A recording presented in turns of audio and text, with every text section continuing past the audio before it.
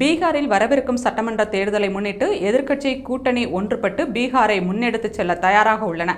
இந்த முறை பீகாரில் என்டிஏ ஆட்சி அமையாது என ராஷ்டிரிய ஜனதா தள தலைவர் மற்றும் முன்னாள் துணை முதல்வர் தேஜஸ்வி யாதவ் நம்பிக்கை தெரிவித்துள்ளார்.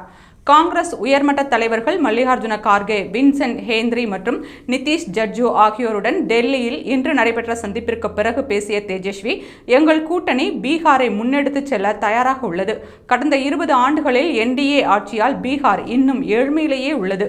மக்களின் வருமானம் குறைவாகவும் இடம்பெயர்வு அதிகமாகவும் உள்ளது. சமூக நலன் சார்ந்த பிரச்சனைகளை முன்வைத்து தேர்தலை சந்திக்க உள்ளோம். முதல்வர் வேட்பாளர் குறித்து விரைவில் ஒருமனதாக முடிவெடுப்போம் என்றார்.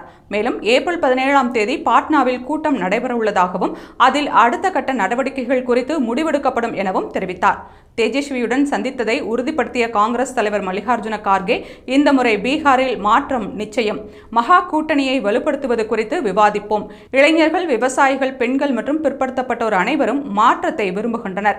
பாஜக மற்றும் சந்தர்ப்பவாத கூட்டணியிலிருந்து பீகாரை காப்பாற்றுவோம் என தெரிவித்துள்ளார். இந்த ஆண்டு இறுதியில் நடைபெறவுள்ள பீகார் சட்டமன்ற தேர்தலில் ஒருபுறம் நிதிஷ்குமார் தலைமையிலான என்டிஏ கூட்டணி, மறுபுறம் தேஜஸ்வி, காங்கிரஸ், இடதுசாரிகள் அடங்கிய மெகா கூட்டணி மோதவுள்ள நிலையில் மிகுந்த பரபரப்பும் கடுமையான போட்டி இருக்கும் என்று எதிர்பார்க்கப்படுகிறது.